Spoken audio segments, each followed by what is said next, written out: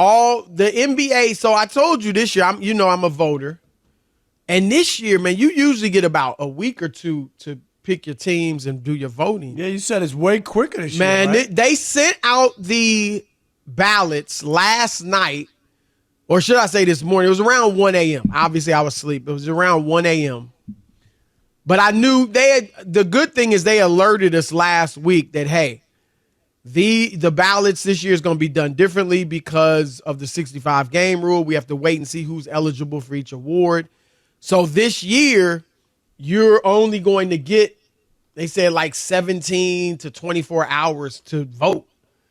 And they said the ballots might even come around 1 a.m. So just be ready.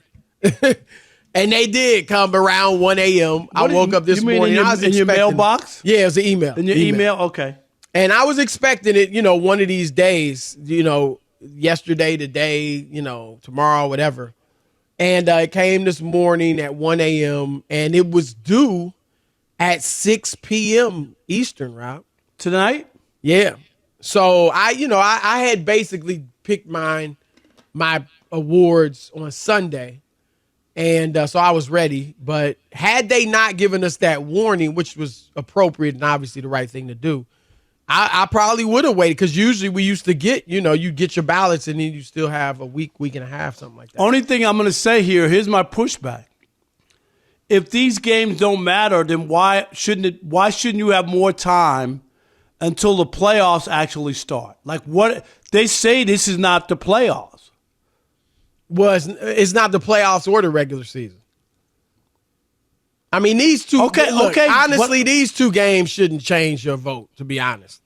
These little playing games. Okay, so you should have more time to vote, is what I'm saying. But usually they send the ballots out a lot earlier. Because there was no play. You didn't have to play 65 games to be eligible, so they could send them out in early April. But now they had to wait until they found out who played enough games. And then, but remember, Rob, they give out the awards during the playoffs. So the first award will be given out, I don't know, in a week and a half, 2 weeks. So that's why they're doing it now. I think, Robin, you've heard me say this before. What the NBA should do is have a show on TNT like they do for the All-Star game. You got Chuck and Shaq and Kenny and all those guys. And you announce the awards on TNT, the winners, and then you have the guys on remote for interviews. That would be great. And that would end any confusion about regular season award versus playoff award. You know what I mean? Who's confused? A lot of people are confused. A regular season award? But they give somebody an award, Chris, if you win the finals MVP. So I don't understand how it's a regular season award. Maybe it's emotional. I mean, logically, you should understand it, but maybe emotionally. Look, when the Western Conference and Eastern Conference finals are being played, and they announce the MVP, and in some cases, that MVP's been bounced in the first round. How many times do you hear people rip him? And whoever's balling in the playoffs, he should be the MVP. LeBron should be the MVP, or Jokic should be the MVP. But people aren't understanding. No, it's a regular season award. The votes were in before the playoffs even started. And I get it. You're right. Logically, people might understand it intellectually. Right. But in their hearts, they get confused. I mean, you know that. It's not, I'm not breaking news. I just think that, I think you'd end all of that if it was done before. You got a week before the playoffs begin. I think it would end all of that if they did it then. I just think, okay, it's a regular season. I hear you. If you want to put on a TV show and be an executive producer, I'm not mad at you. But I don't know if that's going to change whether or not people get mad, even if you announce it then on the show, and then that guy's not in the playoffs or he gets knocked out in the first round, or I don't know. I mean, I just think people are going to be well, discussion is good, even if they're mad. Yeah, if they're and happy, I agree. Whatever. You should. You know what? And we talk about it all the time. The worst MVP should be where nobody has any. The worst is that there's no debate or no conversation. It's great, even when Westbrook won, Chris. Like, hey, his team is 6th seed. Hey, no one's ever done a triple-double for the entire season. Like, that's a good debate. And then everybody can make their case. So the idea that, people are going to all be in agreement or whatever or like the idea, I just don't think that that's going to happen anyway. There's always going to be a couple people. I'm sure that some people think, hey, if Embiid wasn't hurt, Chris, he would have been the MVP this year. Obviously, he didn't play enough games. At that point. No, I know, but you know what I mean. But he didn't play enough, right? All right, Rob G, we got Patrick Beverley. Rob had an interesting take about the All NBA teams. Here he is. Well, it was a tweet, guys, and I don't know if this was aimed specifically at one particular player because Pat Bev is known to troll, but he put this out from an official account. Quote: "Should you make an All NBA team if you're in the play-in?" And then he just added his podcast, so maybe that's something to discuss in an upcoming episode. But guys, your thoughts on that question? Well, first of all, I think the play-in and the playoffs are a lot different. Like, is he just talking about the 9 and 10 seeds, which would be Chicago and Atlanta in the East, Sacramento and Golden State in the West? Or is he actually talking about all 4 or all 8 teams total that are in the play-in? Because that includes 7, 8, 9, and 10 seeds. I mean, so you're including teams that typically or historically would have made the playoffs. Bottom line, I think he's wrong. Or I don't know that he's even saying you shouldn't. I'm just saying, bottom line, my answer, you should, even if you don't make the playoffs, you are eligible for All NBA.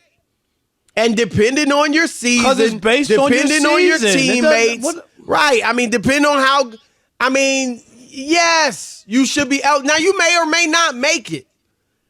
But I do take record into account. I'm looking at my All-NBA teams, Rob. I have one person from the play-in on the first 2 teams. There's 3 All-NBA teams. I'll read you my All-NBA team. First team, Luka, Jokic, Giannis, Tatum, and SGA. Second team, Jalen Brunson, Anthony Edwards, Kevin Durant, Kawhi Leonard, and Anthony Davis. AD is the one from the play-in team. Now, my third team has 3 guys from the play-in. Steph, Devin Booker, who's not in the play-in, Sabonis, who is in the play-in, and LeBron play-in, and Jaylen Brown.